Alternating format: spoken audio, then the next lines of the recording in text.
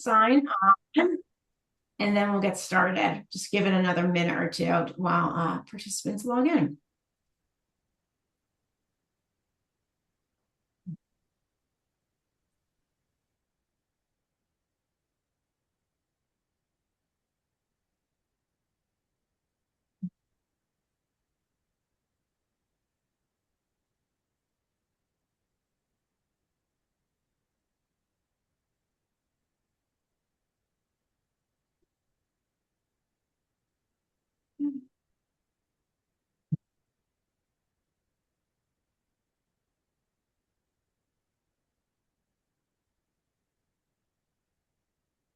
Hey, Mickey, why don't we go ahead and get started in the interest of time so we have ample time for discussion and not taking away from that. For those who are not on any other sessions, we are recording this, so feel free. We'll go ahead and send out these recordings after for our note-taking purposes. But Mickey, you want to go ahead and kick us off? Great. Thanks, Caitlin. Good afternoon, everyone, and welcome. Really appreciate your time to join us on this call. And for those of you who do not know me, I'm Mickey Jacob, and I am the chair of the Governance Task Force. It's been my pleasure to be doing that for over a year now. And I think goals and objectives today are really to listen to your input and try and answer as many questions. So this is your meeting, and based on the recommendations, the updated recommendations we've put out, and this is all based on our previous work, our interviews with folks, the contacts we've had with everybody, and the information gathering as best we can to date. So really excited about where we're at with this. The task force has been doing a great job. They've been very dedicated and working real hard on this. So thank you to all the task force members that I see here on the call. And additionally, I want you to know that the process we're going through right now is really starting to work on the details that many of you have asked for as we've started to do our work and really start to filter out how all these things will end up being put in place and the organizational structure and the details involved with that. We are going to take as much time as it takes to do this the right way. So there's no timetable set. We're hoping to get everything done so that it can go. The final recommendations, the final structure will go to the delegates at the conference in 27. And until then, we're going to be working diligently and trying to gather as much information from all of you and your input as we possibly can to make sure we're touching all the most important things that we need to include with this and get this done hopefully the right way. So anyways, with that, I'm going to turn it over to Susanna to get the discussion started. Thanks again. Thanks, Mickey, and hello, everyone. I'm Susanna Kelly. I'm the Chief Experience Officer with McKinley Advisors, and I've had the pleasure of working with the task force this past year to conduct some research and facilitate a number of meetings to advance the recommendations that you see in more detail in front of you today. I recognize a number of names and faces here in the group, which means that you've been participating in other sessions that we've had, town halls or conversations that have been going on over the past few months.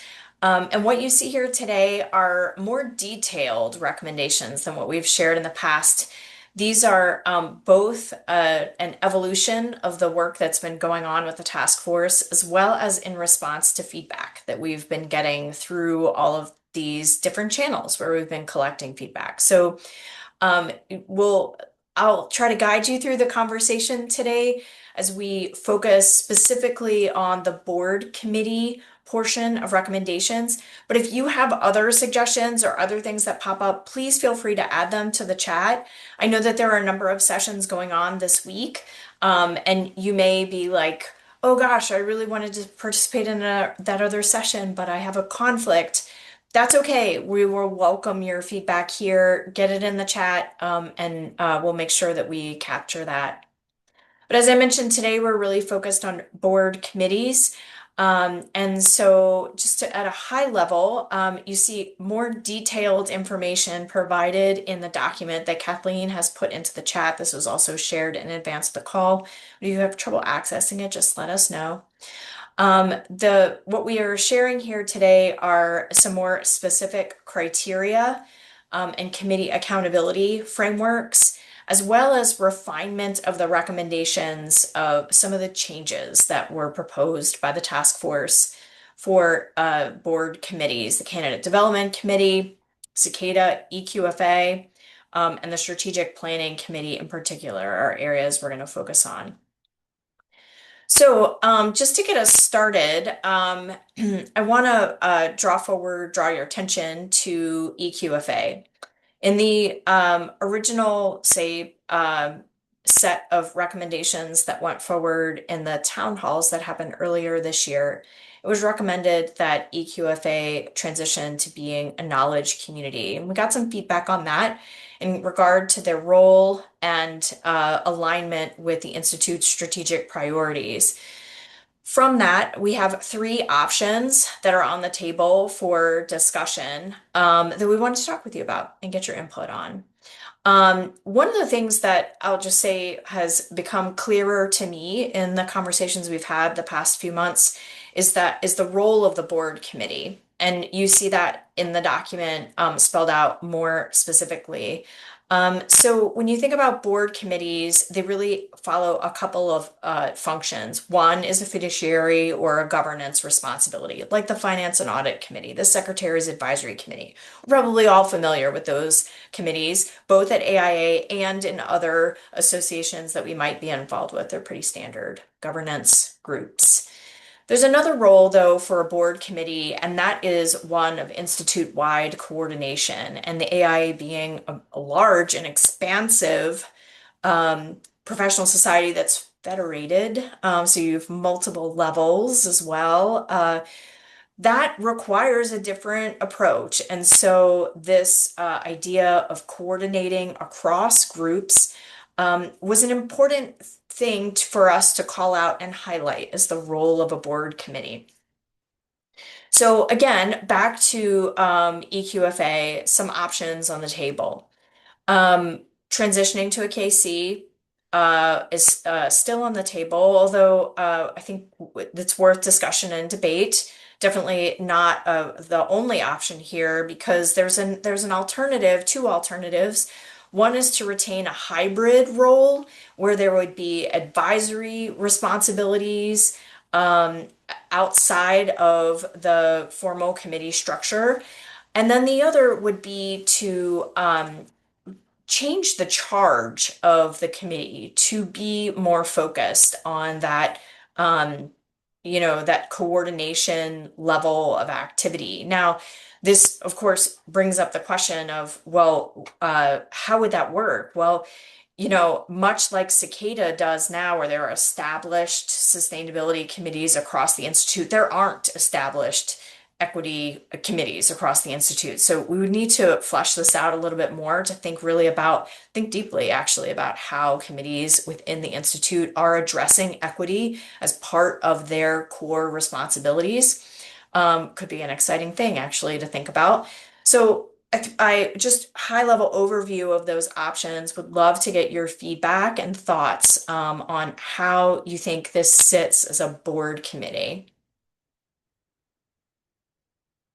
Yes, Graciela. Hi. Hi, Susan. Thank you. Hi, everyone. So for those of you that don't know, I'm Graciela Carrillo. I am one of the co-chairs of the EQFA right now. I appreciate looking at the recommendations that the committee sent to the task force because we see in the recommendations some of those recommendations that we had or comments.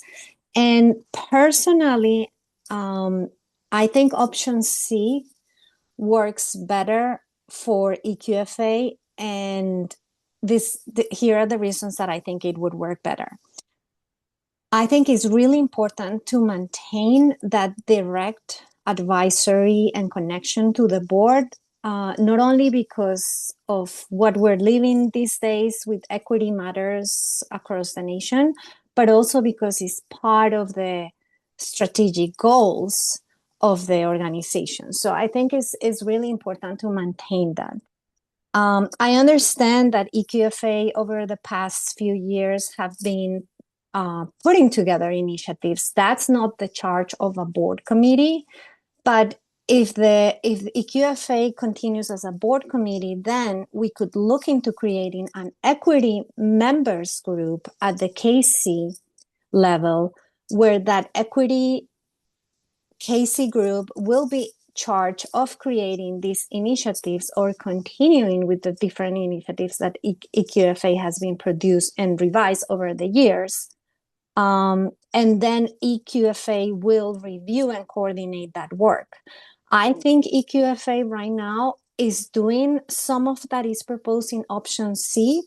We just had a meeting with the radar group, the resilience group. They are putting together some resources. They're putting together a lot of information and research for members regarding radar work. And we met with them. We have liaisons from EQFA in their group now to make sure that whatever they are producing has the charge of equity lens. So I think that's how in the future EQFA should be working with all the different groups that are producing initiatives or programs or policies. Make sure that equity is embedded in every single work that the different groups are doing. It doesn't mean that it needs to be like different equity committees across AIA. It could be, like I said, one member committee during the KSA and another one, in the EQFA reviewing and foreseeing all the work. So if that happens, then EQFA will have a new charge, like you said, more like accountability, how we're going to measure this progress across the institute, how are we going to advise the board on which initiatives are coming from KCs and from the different groups that should be advanced, that will be need funding.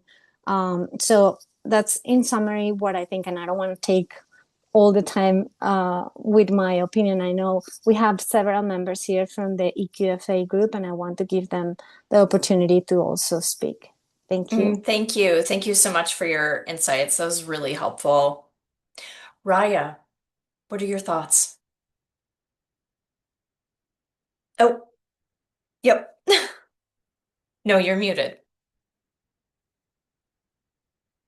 Yeah, am I audible? That's it. Yep, you're good. Okay, so this is a very, it's a difficult one to make sure that equity is represented on these different layers.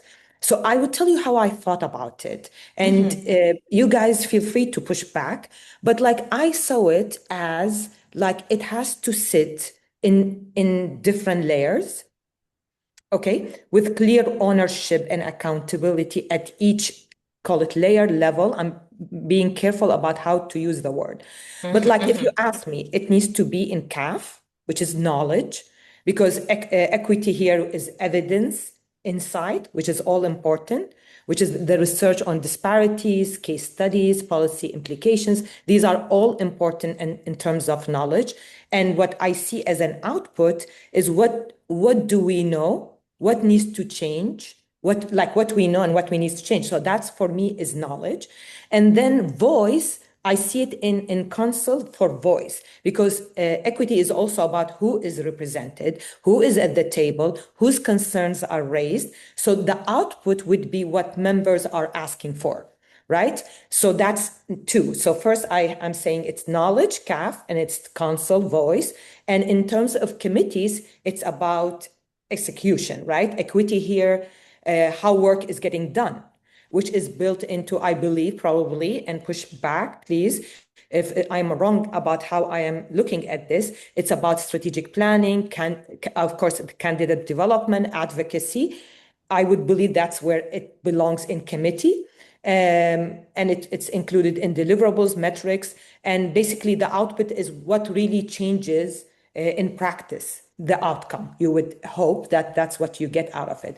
Then I think it needs to be at the board decision, right? Which is the final accountability, is like the board ensures that it is not getting ignored or diluted, and what gets approved and what gets prioritized. So that's what I mean. I mean is that equity has to be in these different layers and embedded in there with clear responsibility for how it is carried through the system. Thank you. Thank you. Any other thoughts or comments related to EQFA? Yes, George. Hi. Yep, gotta unmute. There you are. Thank you. I'm really very pleased that equity is a larger part of the discussion in our organization. It's really critical. And Raya, you're right. It's at every level of everything we do, from the smallest component to the largest, to small firms, to large firms, to big cities, to small cities. It's everywhere. And I really support that focus and attention. I know that it's an important topic. I have a question, I guess, and I'll pose it as a question, because when I think of the future of architecture, I think equity is a part of it. There's no question about that. But there's so many other things that are a part of, the future of our profession. I'm just curious as to how you tied equity and the future together in what I think is a bit narrow. I mean, the future of the profession, is kind of related to AI and everything else that's happening in our profession. So why is equity tied solely to the future of the profession? Why isn't future of the profession a standalone activity that obviously has to be informed by equity decisions? It's an interesting question. Others' thoughts on that?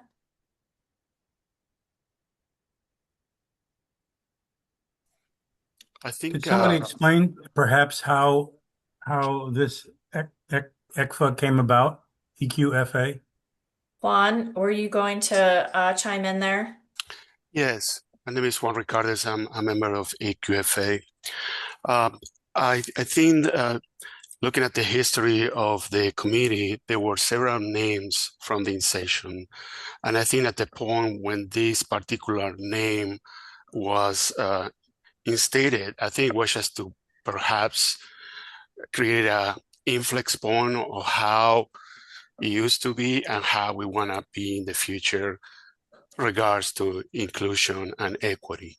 Not specifically about technology per se, because I know the future, may imply something that has to do with, evolving in terms of technology. But I think it was more about in terms of human behavior and coexisting.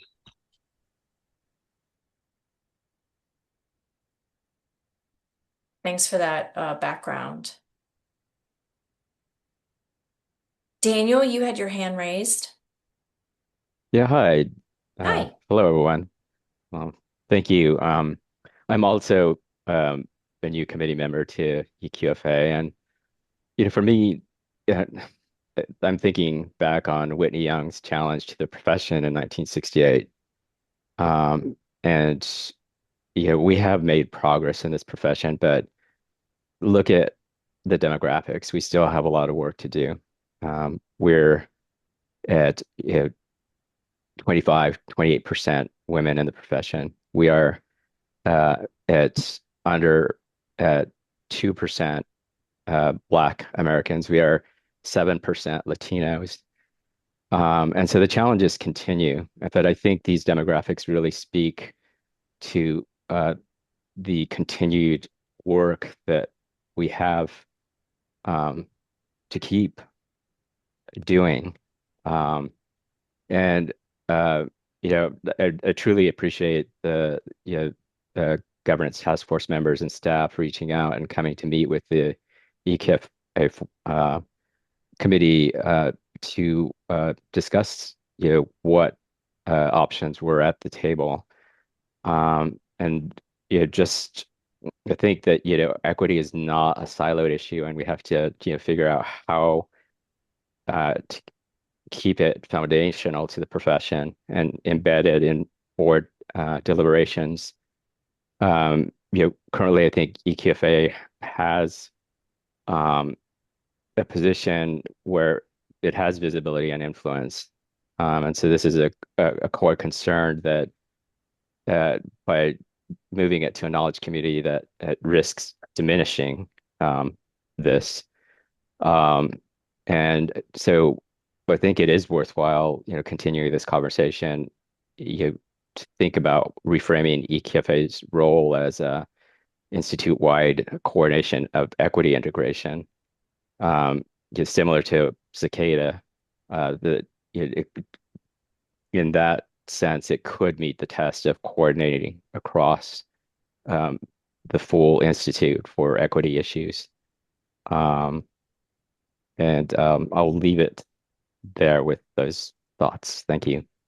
Thank you. So I'm hearing that you're leaning towards option C. And I might add too that could, I didn't hear you say this expressly, but that could result in an opportunity for there to be more equity activity across the institute, right? If there's a group that's coordinating that holistically, your role isn't to spin up the program, it's to connect with Radar to make sure they're thinking about equity and to connect with YF to make sure they're thinking about equity and to connect with fill in the blank and so on. So that has there's an amplification effect there. Yes, thank you. That was it. Thank you for adding to my thoughts there. I hope I did so in a complimentary way. You did. Thank you. Sure. Ken, you have your hand Yes, raised. thank you. Yeah, I do.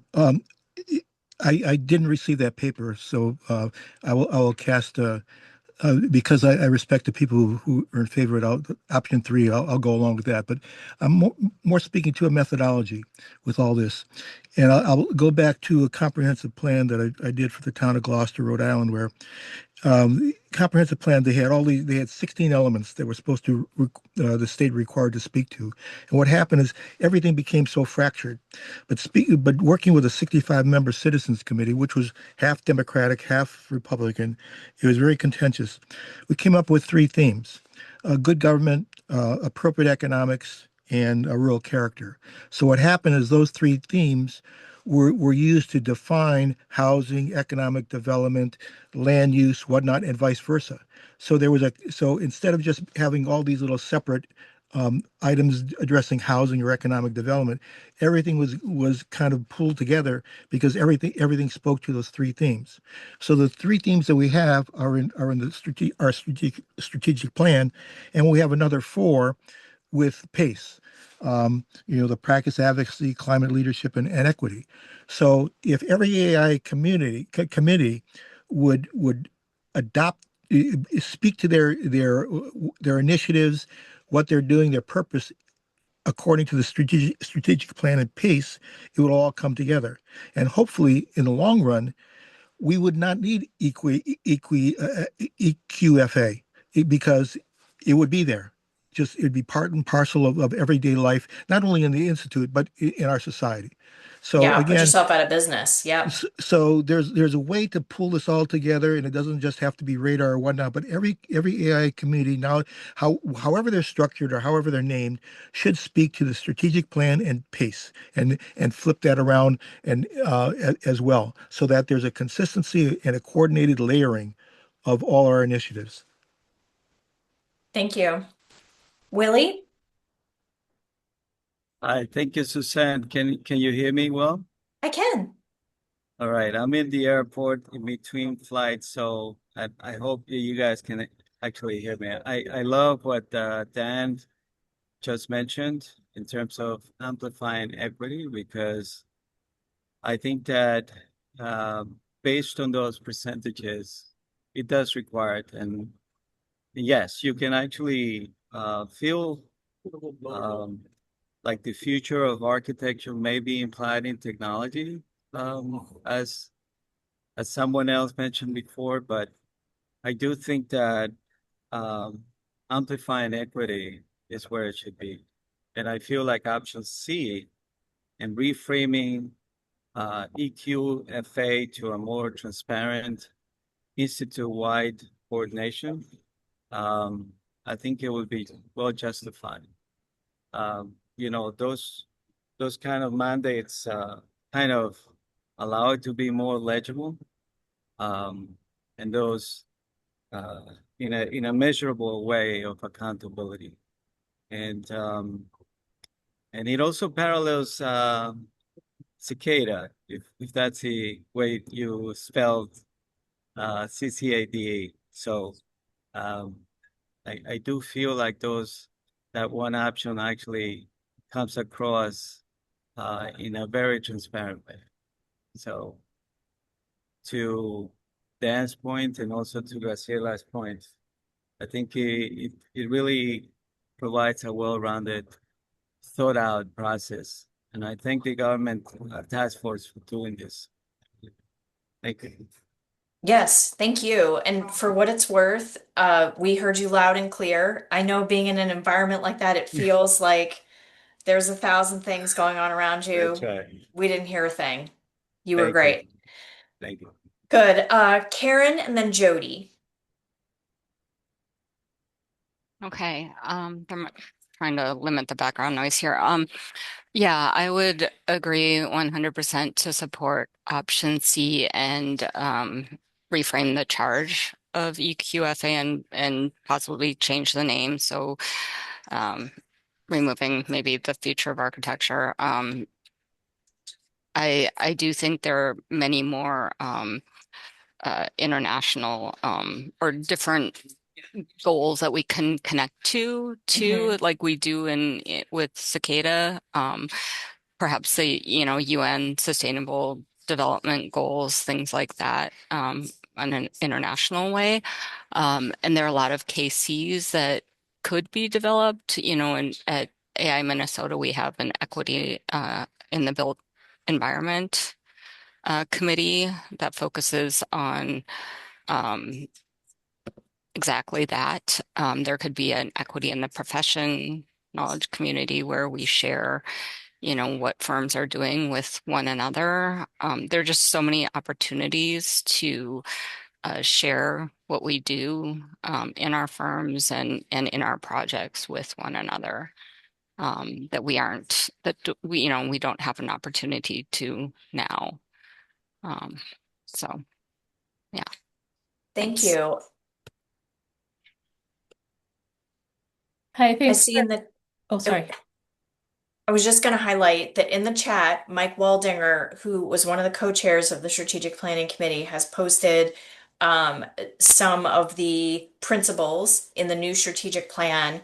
And so I just want to draw everyone's attention to that. I definitely think there are some parallels here, right, where you could begin to see how a new charge for EQFA might be to advance some of these principles, notably architectures for everyone, design serving all communities, and so on. So there's some real alignment here. Jody, go ahead. Sure. First, my apologies for being late to the meeting. I just wanted to reflect on a couple of things that I heard since I joined. Yeah, no worries. Yeah. One is just a reminder that we've spent 400 years being massively inequitable in everything on this continent since the arrival of colonialism. So it's going to take more than a few decades to pull us out. And we've already experienced many decades, but we have many, many decades ahead of us.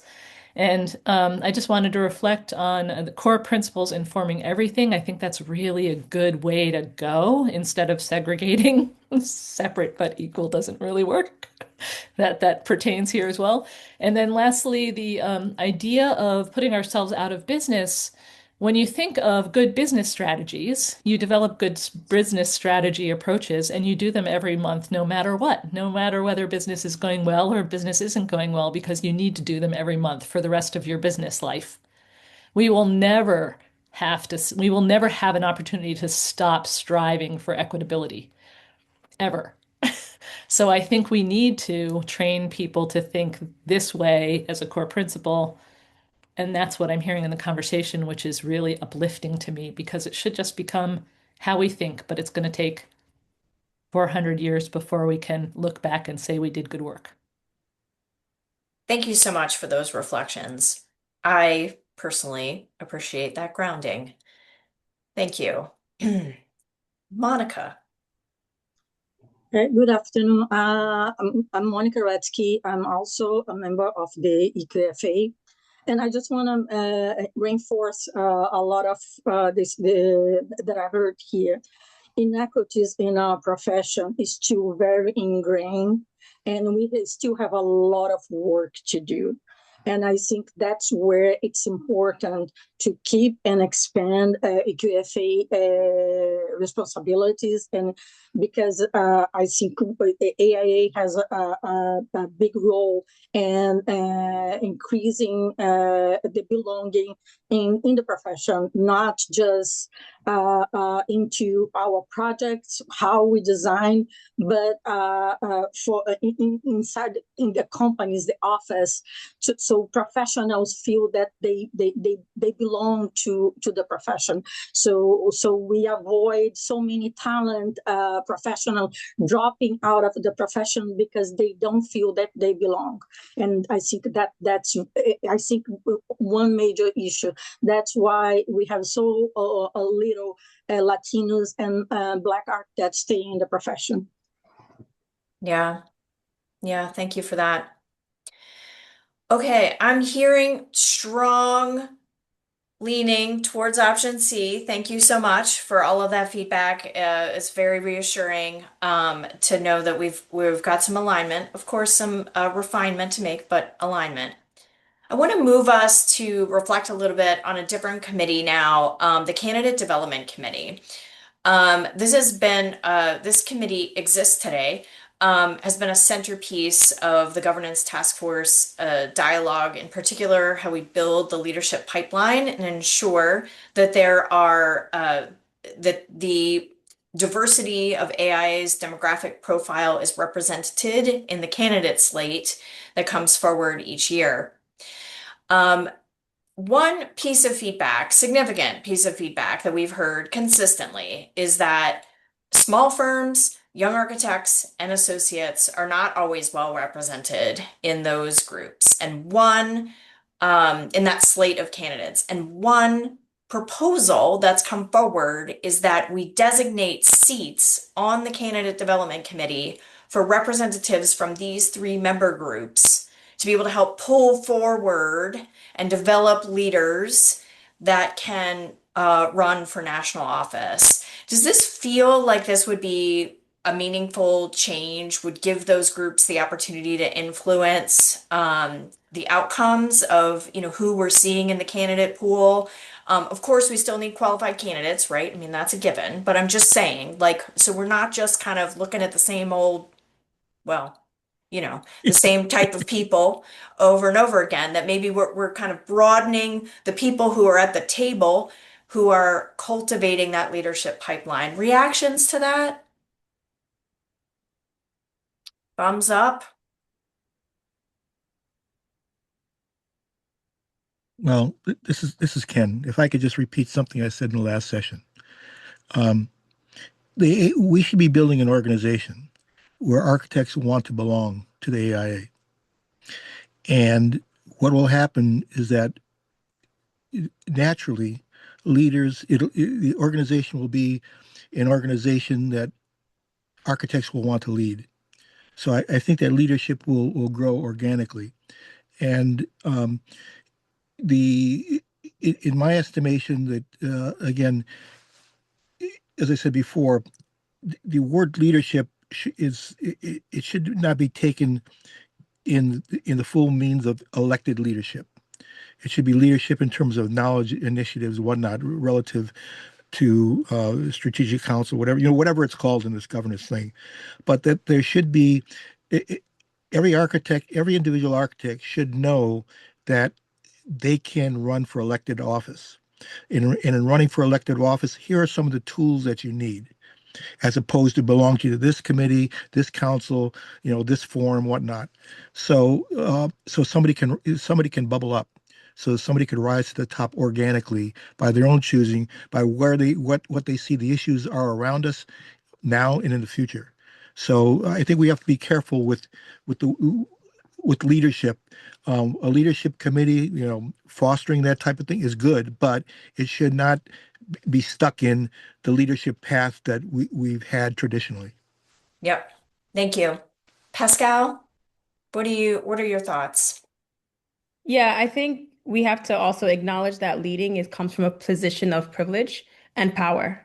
There are a lot of junior, younger staff that want to lead, but Mm-hmm. not actually have the ability to. Your office needs to sponsor it. Your office needs to cover Mm-hmm. your Mm-hmm. time, whether AIA is covering your flight or your hotel, etc. accommodations. That is also still you asking for permission not to be doing your job during those hours. It's asking the office to consider that as part of your leadership in the time, or it might be put against your own personal PTO and or sick Yep. time. So I just want to just make sure that we also hold the fact that when we're talking about elevating junior or youth up into leadership, we have to acknowledge that there is actual barriers there beyond their appetite to do so. Because what I've seen to have experienced from a lot of young people is that they want to participate. It's just a barrier there.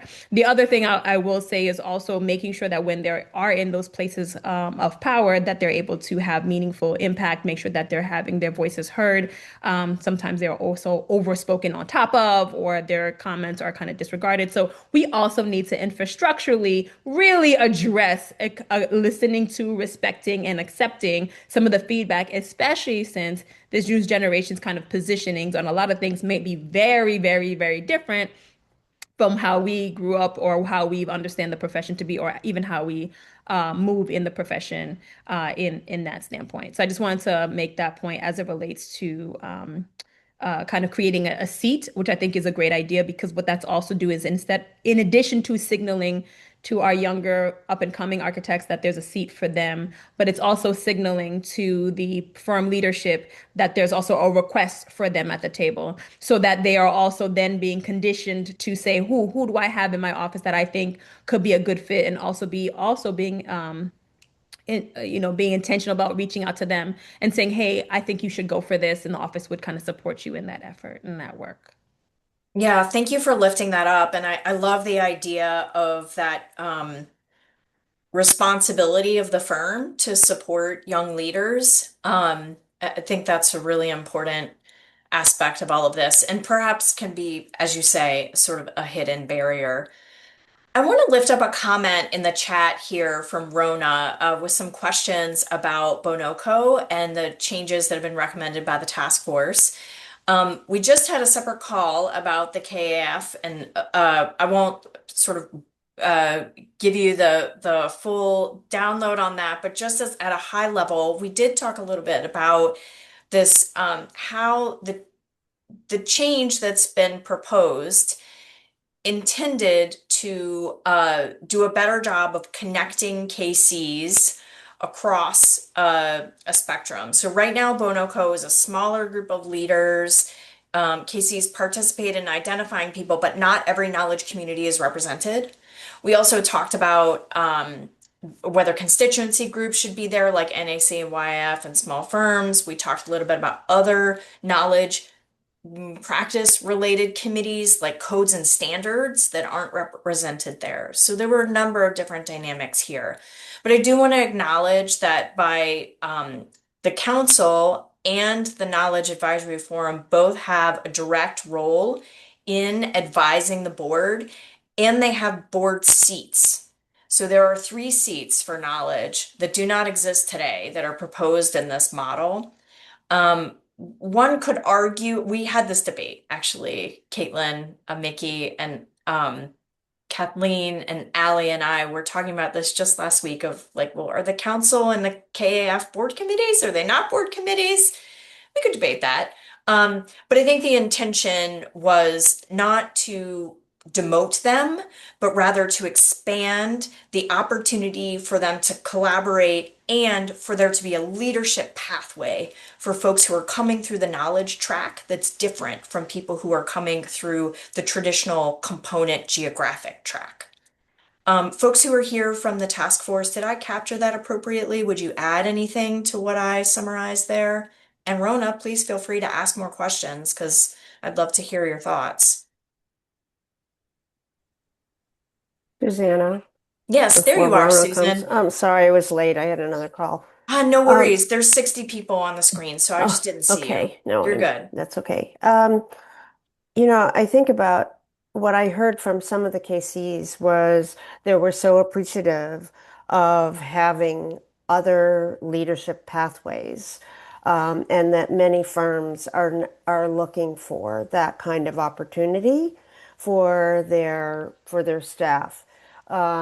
Maybe they don't serve as local or state component leaders, but they're serving in the area of knowledge or in some other kind of strategic way, so that they have, other, how do I say, alternatives to engaging with AIA.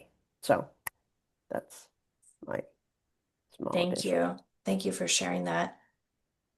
Rona, I hope we answered your question, but if we didn't, please feel free to jump in. Well, I don't think you answered the question, but I appreciate your recap. And I'm sure the process will play out as the merits of the governance structure are evolved over the next year. Okay. Willie from the airport, where are you, by the way? Hopefully not Atlanta or some terrible place to transfer like that. I'm at JFK. I just landed a few minutes ago. Good so luck. That's why I had to call. I had to make the call here. Couldn't do this in transition to my house. So I love what Pascal mentioned before, and I truly agree in everything that she said. And I also feel we're going in a very good direction. But I also want to give my own perspective because I didn't have what AIA has. I didn't go to school. There was no AIAS. There was no other areas of me to improve. I kind of actually learned as I went. And I think that leadership path is meant to be with some sort of a mentorship at an early age. Whether that is high school, whether it's at college, whether it's at during the office hours and whatnot. I just feel that we have to be intentional about mentoring those kids that may want to actually be on those leadership roles. I do feel a lot of them wants to be, but they don't know how to ask the questions. Just like Pascal said, there's a lot of good talent out there that we're not really reaching out to. And I think that we need to identify them in some ways. So I totally and wholeheartedly agree with the process and creating this, whether it's another committee or whatnot. I think that there should be a more intentional approach about mentoring new kids that may want to actually transition from being not only leaders of their own pathways, but also bring them on the fold. And I think that we should be intentional about that. And I wholeheartedly agree on this path. So thank you. Great. Thank you for that. Monica. Just one thing. I think that the representation matters. And when you don't see anyone like yourself in leadership positions, you perpetuate the society or AIA or the firms, whatever, will perpetuate inequities, and diversity need to be built on all levels. And I think that minorities often lack mentorship. So I have been a mentor with the ACE program, and I see the difficulty of minorities to understand and see that themselves in a leadership position, because we don't see people like us in leadership. So I think creating seats that can help build that representation, it's a good move to help increase diversity throughout the profession, AIA and everything else. Thank you. Mike, you're giving me all kinds of good ideas here in the chat. What if members of the council and KAF populated the board committees? It's getting a lot of some thumbs up there. Interesting idea and related as well to one of the questions that we wanted to explore around the Strategic Planning Committee. The Strategic Planning Committee is a new committee that is structured. Initially, the idea was a joint council board body that would engage geographic representatives from the council in strategic planning, a specific request of the council. Now, thinking about the composition of that committee, does it make more sense for, like we were just, like Mike has just described, for there to be representatives from each of from the knowledge forum on the strategic planning committee, or that the strategic planning committee's role is to engage the knowledge forum as a whole? I might be splitting hairs, but curious about this group's take on how members from knowledge and the council are engaged in strategic planning.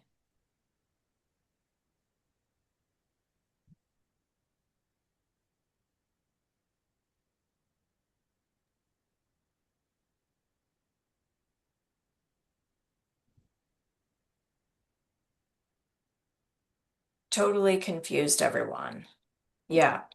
Are you Okay. seeing the hands So, raised by chance?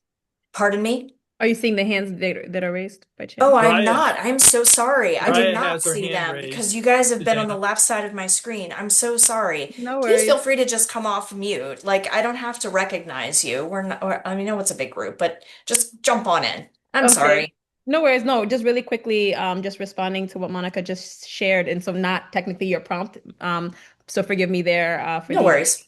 But I think this is a complex issue and condition in terms of diversity. And I think mentorship is one, but not exclusively the issue. We also have to acknowledge how we treat diverse leadership in the organization. So it's one thing to say we want all these people who are diverse with diverse backgrounds to be in leadership. And it's another to watch them be attacked and see the language and see how the community of AIA actually responds when there is people of color or a woman in leadership. So I think we have to also be really conditioning also us as a membership to actually respect the people at the table. And I'm just going to be very blunt about it, just the way the things that were handled with Kim Dowdell, how things were handled with Lakeisha Woods, like this creates pause for a lot of people in color that is looking how leadership of color is treated, to know like if it's even a safe space. So I am very, excited for Yesel Santos, and I really hope that she is kind of embraced with love. But also, I'm not going to be surprised if we also start to see that as well. So I also just want to talk about, when we talk about leadership and elevating people, we cannot just keep talking about the person itself. We also have to talk about the environment, the community, and the network that is also responding to them. Thank you. Thank you for saying the thing. Raya and then Mike. Yes. So I just want to dig deep into what Kathleen had posted, which I've seen before, which I think is so critical, is the working draft for the revised structure. I think if we can share the screen and discuss it, I think this is such a huge one that we really need to dig deeper into. So I don't have comment other than I would love for us collectively to look at the proposed revised structure, because I think there's a lot sits in there. Okay, Kathleen is sharing her screen. Is this the graphic you're referring to? Yes, that's the one. Yes, that's the one. Yep. Yes, so the detailed recommendations that were shared prior to this call and are circulating now do not change fundamentally this graphic. They merely go deeper to be more specific about how it would work. and again, to lift up the feedback that we've been getting thus far. So there are changes to the other recommendations that were in this member deck that was developed back in the beginning of the year, but the overall structure itself is the same.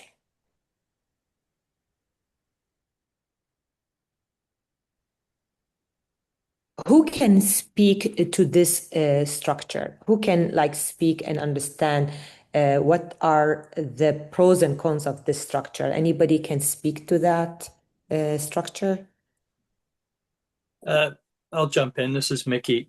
So what our goal and objective was with this was just to kind of create a simple explanation of what we're trying to do in the organizational structure, and then support it with all the detail. First and foremost, members and components are the most important thing we have in our structure, and it's supporting members and components, everything we do. So this is what we used to call the inverted pyramid, right? That you, rather than making members and components and at the bottom of the pyramid and then working their way up, it's celebrating and showcasing that they are the most important thing.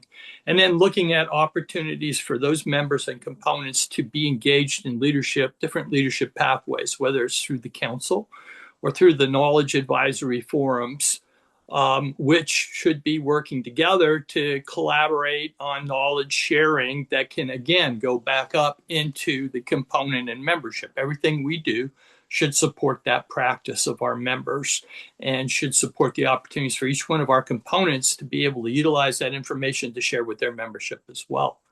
And then, of course, strategic direction.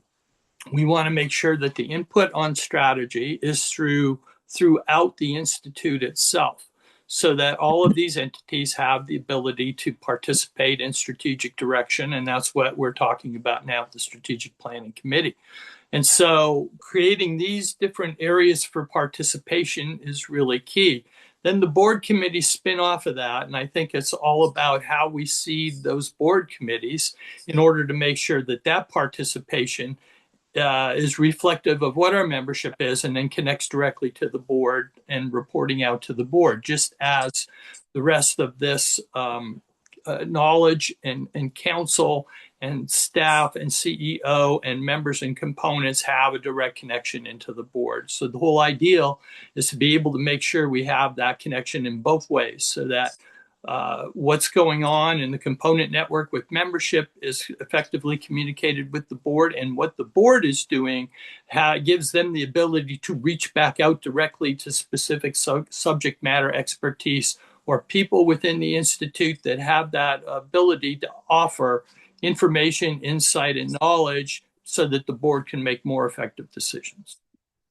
And then trying to build leadership pathways. And to, kind of jump on what Ken was saying is that, yes, these are different pathways. We want to expand all the pathways to include all opportunities for people to look at how they want to participate, what they want to run for, and what level they want to be at. And we need to make sure that we can support that effort and opportunity. So that's kind of an overview of what we're trying to achieve with this. Susanna, can I add something? Yes. And just to add, I was the Strategic Council moderator in 2023, and I noticed the Strategic Council, it sort of split half and half. There were some people that were really great at representation. They would have a great thing posted to their AIA newsletter. Currently, I'm AIA New Jersey, and Jessica O'Donnell, who's the moderator now, posts every month what the Strategic Council is doing. It was great, really great representation. There were also members that were really, really great knowledge pieces. So when we divided up into our knowledge group, our sort of study groups, that we had great people to help with those efforts. What I love here is knowledge. The knowledge piece is getting a full-size seat on the board. So you have Strategic Council on one side, you have Knowledge Advisory on the other, and it just gives the knowledge voice from the knowledge communities a very, very much front row seat at what's happening, and a great way of connecting through to the components. Because like somebody, I forget who said, I think George, some people connect through their locals, some people connect through their knowledge communities, and we just want to make sure we give everybody a chance to connect, whatever their best way of doing that is. Thanks, Anne.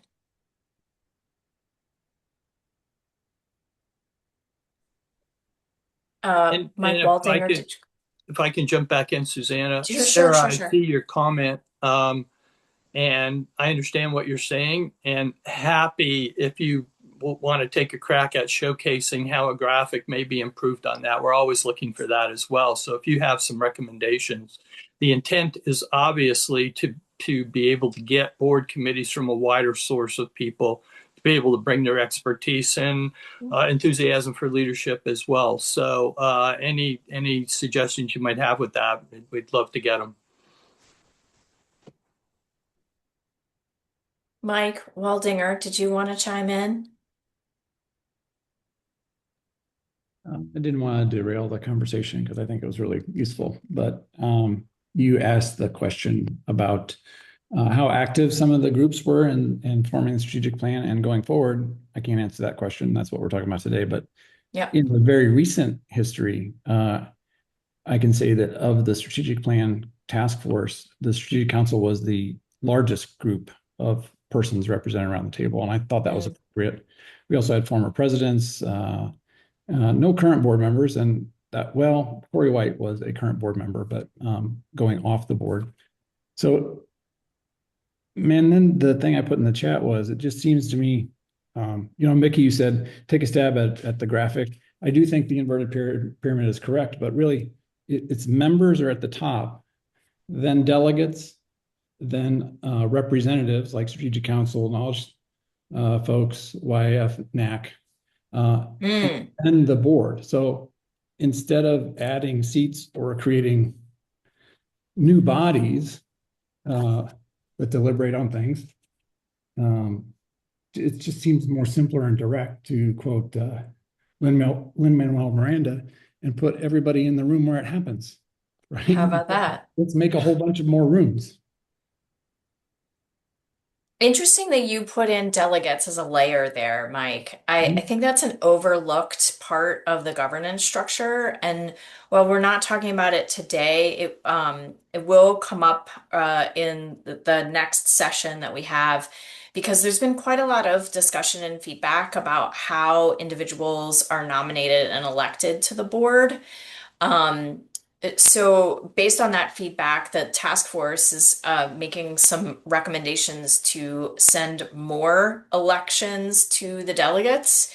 That is a change from how things work today, where, for example, the council representative or the council seats on the board are nominated and elected by the council, that they would be nominated by the council, vetted by the candidate development committee, and elected by the delegates. So there's a lot of a different cadence there, and putting the responsibility for elected leadership in the hands of the delegates at a wider number of people on the board. So thank you for lifting that up. Again, not part of the board committee piece, but an important aspect to the task force's evolution of the recommendations.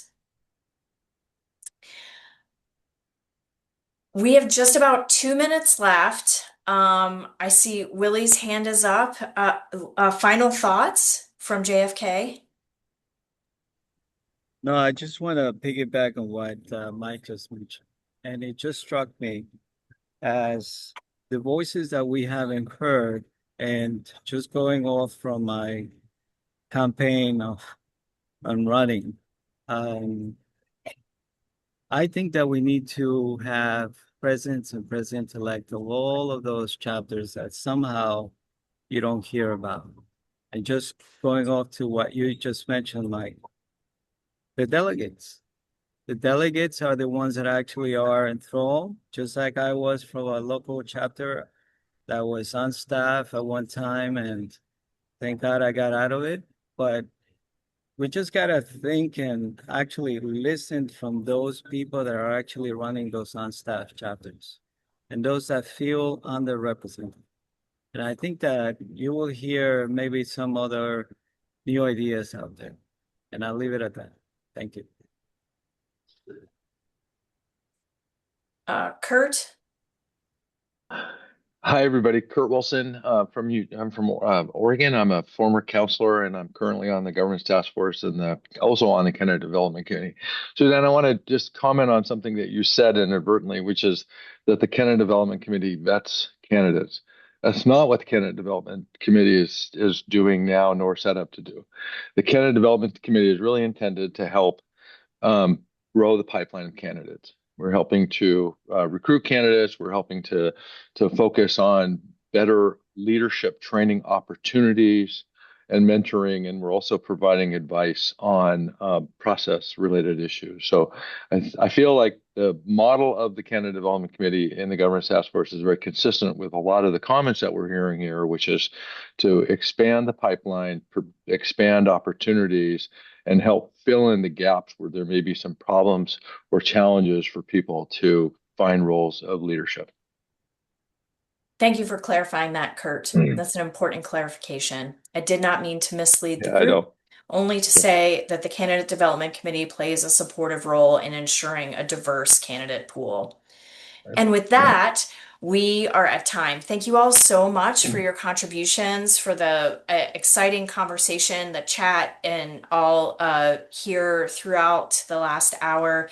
If you're able to continue to join us for other sessions, we would welcome that. I think hopefully that's been dropped in the chat, but if not, we'll make sure that information gets back out to you so that you have access to those other sessions and how to sign up. Thank you. Thanks, everyone. Thank you. Thank you all. Vote early, vote often.